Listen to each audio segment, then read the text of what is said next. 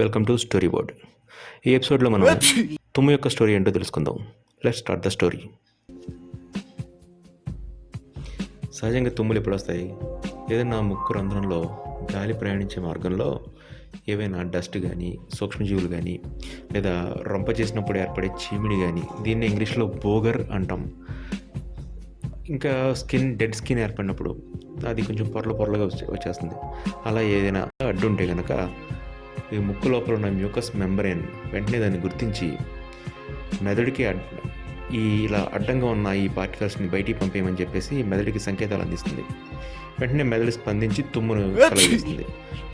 ఈ తుమ్ము అనేది ఒక వేగవంతమైన పరిణామ ప్రతిచర్య. It's a fast evolutionary reaction. ఈ రియాక్షన్లో కడుపు, ఛాతీ, గొంతు మరియు ముఖం యొక్క కంట్రోల్ ఇవన్నీ కలిసి ఒక పెద్ద బ్లాస్ట్ని క్రియేట్ చేస్తాయి. ఆ బ్లాస్టే తుమ్ము. తుమ్మినప్పుడు సుమారు గంటకి 100 మైళ్ళ వేగంతో అడ్డుగా ఉన్న డస్ట్ పార్టికల్స్ లేదా మైక్రోబ్స్ ఎట్సెట్రా ఇవన్నీ కూడా బయటికి తోసిపెడతాయి. కొందరిలో ఎండలోకి రాగానే తుమ్ముతారు కొంతమంది. ఇలా సడన్గా ఒకేసారి బ్రైట్ లైట్కి ఎక్స్పోజ్ అయినప్పుడు అనుకోకుండా వాళ్ళు కంట్రోల్ చేసుకోలేకుండా తుమ్మడం జరుగుతుంది. ఇటువంటి పరిస్థితిని ఫోటో స్నీజ్ రిఫ్లెక్స్ అని అంటారు. ఇది ప్రతి 5 మందిలో ఒకరికి ఉండే సమస్య. ఇది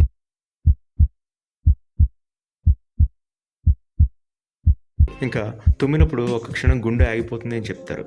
బహుశా అందుకేనేమో ఇంట్లో ఎవరన్నా తుమ్మినప్పుడు పెద్దవాళ్ళు వెంటనే చిరంజీవి అంటారు. ఇది అందరూ గమనించి ఉంటారు.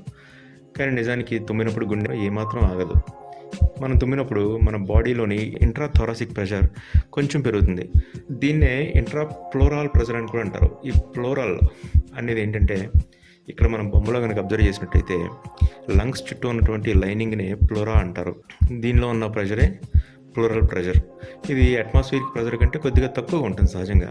కానీ తుమ్మినప్పుడు ఈ ప్రెషర్ కొంచెం పెరుగుతుంది. ఫలితంగా దీని నుంచి గుండెకి వచ్చే రక్తం కొంచెం తగ్గుతుంది. కాబట్టి దాన్ని అడ్జస్ట్ చేసుకోవడం కోసం గుండె కొట్టుకునే విధానాన్ని కొంచెం మార్చుకుంటుంది. తిరిగి కొద్దిసేపటికి గుండె నార్మల్గా ఎప్పట్లాగా కొట్టుకునే విధానంలోకి వచ్చేస్తుంది. ఇంకా తుమ్మినప్పుడు కళ్ళు మూసుకుంటాం. కళ్ళు తెరిచి తుమ్మితే తుమ్ము ద్వారా బయటికి తోసివేయబడిన ఈ డస్ట్ పార్టికల్స్, సూక్ష్మజీవులన్నీ కూడా మళ్ళీ కంటి ద్వారా మన శరీరంలో ప్రవేశించే అవకాశం ఉంది. కాబట్టి తుమ్మినప్పుడు కళ్ళు మూసుకోవడం అసంకల్పితంగా జరిగిపోతూ ఉంటుంది. ఇలాంటి మరిన్ని విషయాలు తెలుసుకోవాలనుకుంటే స్టోరీ బోర్డ్ ఛానల్ చూస్తూ ఉండండి. జై హింద్.